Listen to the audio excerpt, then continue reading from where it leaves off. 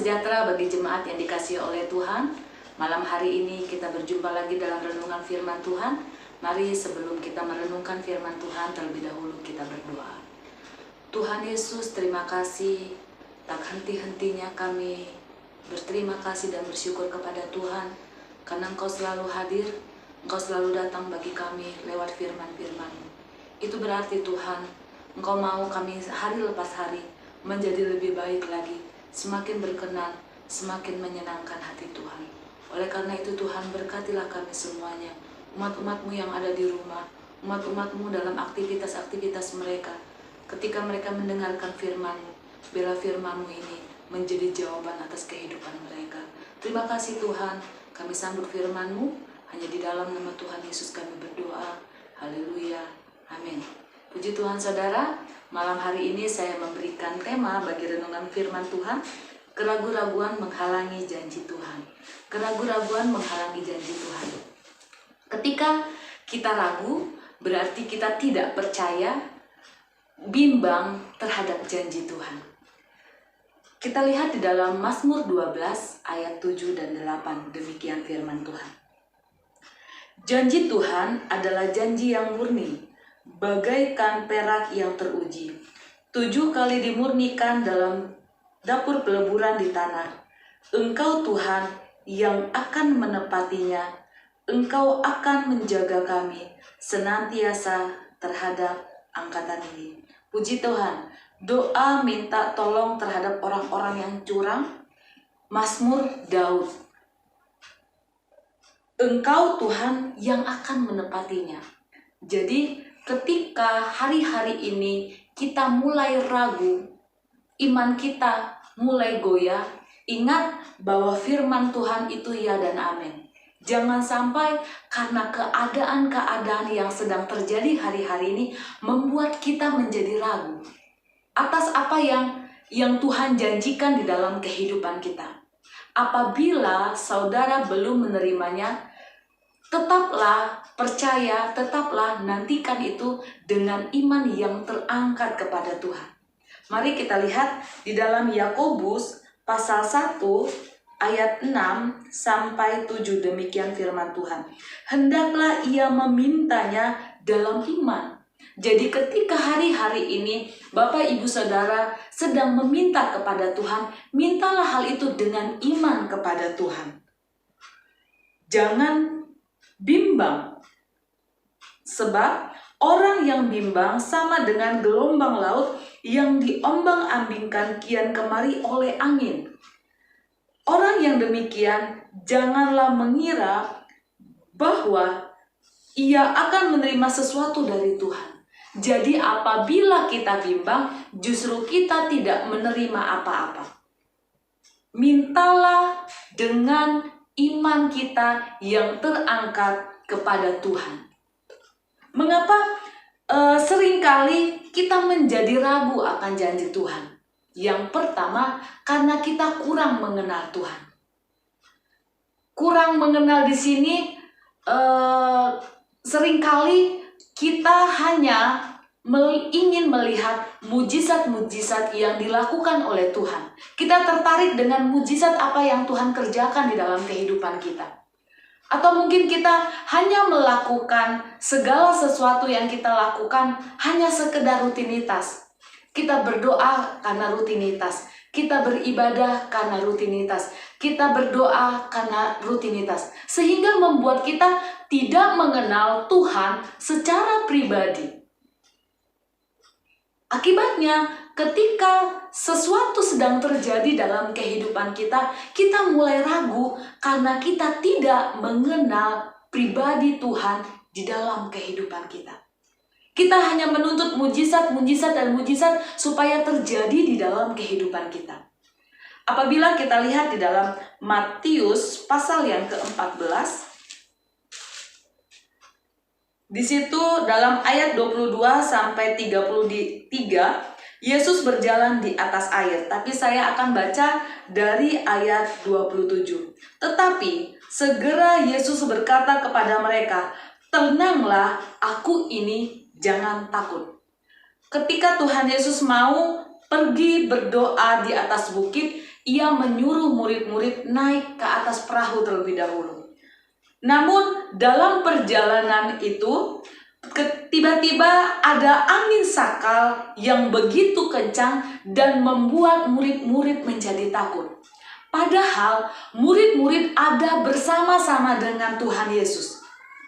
Tetapi ketika ada angin sakal yang besar membuat mereka jadi takut, dan Tuhan katakan, Yesus berkata kepada mereka, "Tenanglah, aku ini, jangan takut." Mengapa mereka menjadi takut? Karena mereka kurang mengenal Allah, Yesus yang ada bersama-sama dengan mereka. Lalu Petrus berseru dan menjawab dia, "Tuhan, apabila engkau itu, suruhlah aku datang kepadamu berjalan di atas air." Kata Yesus, "Datanglah." Maka Petrus turun dari perahu dan berjalan di atas air mendapatkan Yesus. Tetapi ketika dirasanya tiupan angin, takutlah ia dan mulai tenggelam, lalu berteriak, "Tuhan, tolonglah aku." Dia sempat berjalan, tetapi ketika angin itu tertiup, maka membuat ia terjatuh dan dia berteriak, "Tuhan, tolonglah aku." Ia sempat berjalan di atas air. Namun ketika dia mendengar keadaan-keadaan yang terjadi, membuat dia menjadi takut, membuat dia menjadi bimbang.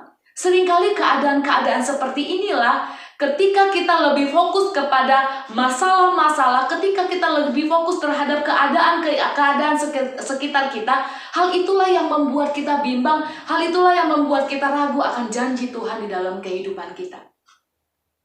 Karena kurang mengenal Tuhan. Yang kedua, mengapa kita ragu akan janji Tuhan? Karena kita mengerti, kita tahu ayat firman Tuhan, tetapi kita tidak percaya. Ada berapa banyak firman Tuhan yang mungkin kita hafal? Ada berapa banyak firman Tuhan mungkin kita kuasai, tetapi itu hanya sampai di pikiran kita. Itu hanya sampai di logika kita. Kita hanya mengerti, kita hanya tahu, tetapi tidak percaya. Atau mungkin terlalu tidak percaya, terlalu bagaimana gitu ya. Tetapi mungkin kita kurang percaya ketika keadaan-keadaan itu terjadi. Dalam Matius 14 ayat 31, segera Yesus mengulurkan tangannya, memegang dia dan berkata, "Hai orang yang kurang percaya, mengapa engkau bimbang?" Tahu firman Tuhan, tapi kurang percaya. Masalahnya kurang percaya.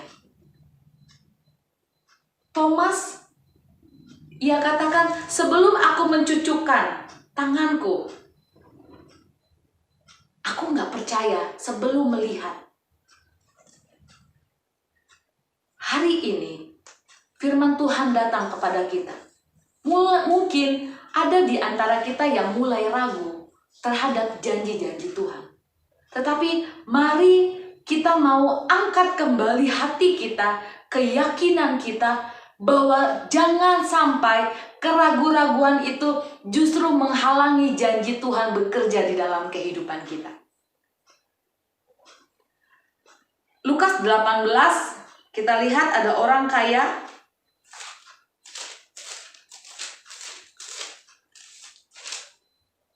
Lukas 18 ayat yang ke-18 sampai 27. Namun kita akan membaca dalam ayat sebagian saja, tidak semuanya. Orang kaya sukar masuk kerajaan surga.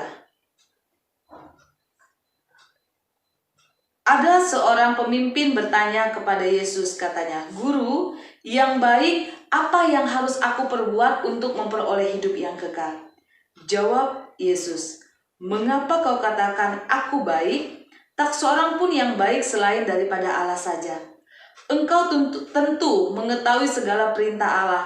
Jangan berzina, jangan membunuh, jangan mencuri, jangan mengucapkan saksi dusta, hormatilah ayahmu dan ibumu." Kata orang itu, "Semuanya itu telah kuturuti sejak masa mudaku." Mendengar itu Yesus berkata kepadamu, masih tinggal satu lagi yang harus kau lakukan. Juallah segala yang kau miliki dan bagi-bagikanlah itu kepada orang-orang miskin. Maka engkau akan beroleh harta di surga. Kemudian datanglah kemari dan ikutlah aku. Ketika orang itu mendengar perkataan itu, ia menjadi amat sedih, sebab ia sangat kaya. Orang kaya sukar masuk surga, hanya tahu Tuhan tidak mau melakukan. Ya, jadi dia tahu, tetapi dia tidak mau melakukan. Dia mengerti, dia sudah melakukan A, B, C, tetapi ketika Tuhan suruh jual apa yang menjadi miliknya, sangat sedihlah dia karena hartanya banyak. Tahukah dia firman Tuhan? Dia tahu. Namun dia kurang percaya. Dia berpikir dengan akalnya. Dia berpikir dengan logikanya. Yang ketiga, mengapa kita ragu akan janji Tuhan? Yang ketiga, kenyataan yang kita hadapi. Hari-hari ini, apa yang sedang terjadi dalam kehidupan kita? Ada kenyataan-kenyataan, ada vonis-vonis mungkin yang sedang terjadi dalam kehidupan kita. Inilah yang membuat kita ragu. Ya, inilah yang membuat kita bimbang. Di dalam Matius pasal 8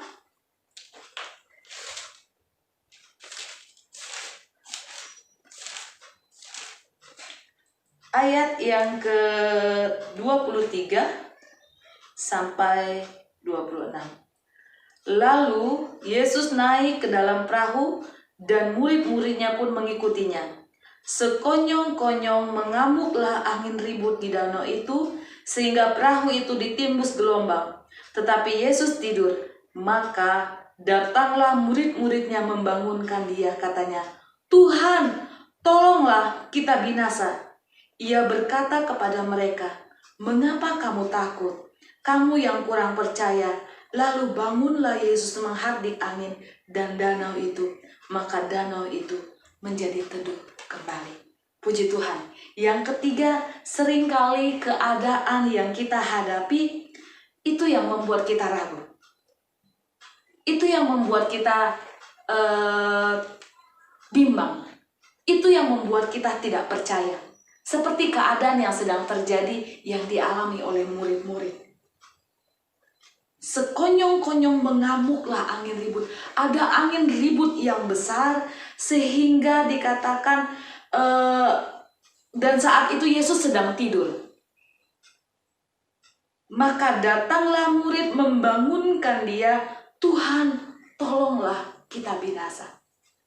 Mungkin hari-hari ini keadaan yang sedang terjadi dalam kehidupan kita, itulah yang membuat kita menjadi ragu. Tetapi malam hari ini renungan firman Tuhan datang kepada kita. Apapun keadaanmu hari ini, percaya saja Dia punya waktu yang terbaik di dalam kehidupan kita. Jangan kita ragu terhadap janji-janji Tuhan. Karena kalaupun waktunya itu belum sekarang, tetapi Dia akan menggenapinya di dalam kehidupan kita. Puji Tuhan, saya akan berdoa bagi kita semuanya. Bapa di dalam surga, terima kasih Tuhan. Malam hari ini sederhana firman Tuhan datang kepada kami. Tetapi lawatilah umat-umat-Mu. Kalau ada di antara umat-umat-Mu yang mulai ragu akan janji-Mu Tuhan, maka ketika mereka berseru memanggil nama Tuhan Yesus, di dalam nama Tuhan Yesus Engkau menjadi sumber jawaban atas setiap pergumulan umat-umat-Mu. Kalau ada di antara umat-Mu yang sakit, jamahlah mereka dan sembuhkanlah mereka di dalam nama Tuhan Yesus. Kuasa-Mu nyata, Kuasa-Mu bekerja Tuhan, dan kami percaya Engkau ada dan menolong mereka. Terima kasih Tuhan, berkatilah bangsa kami, berkatilah negeri kami. Tuhan, begitu banyak Tuhan yang terkapar COVID-19, yang dapat kami kerjakan pada saat malam hari ini adalah kami berdoa bagi pemerintahan kami. Berkati Bapak Presiden, berkati mereka yang bekerja untuk negeri ini, sehingga segala sesuatunya Tuhan dapat terselesaikan dalam pimpinan Tuhan. Terima kasih Tuhan, terima kasih Berkat-Mu ada atas kami semuanya. Terpuji nama-Mu Tuhan. Ini doa kami, di dalam nama Tuhan Yesus kami berdoa, haleluya, amin.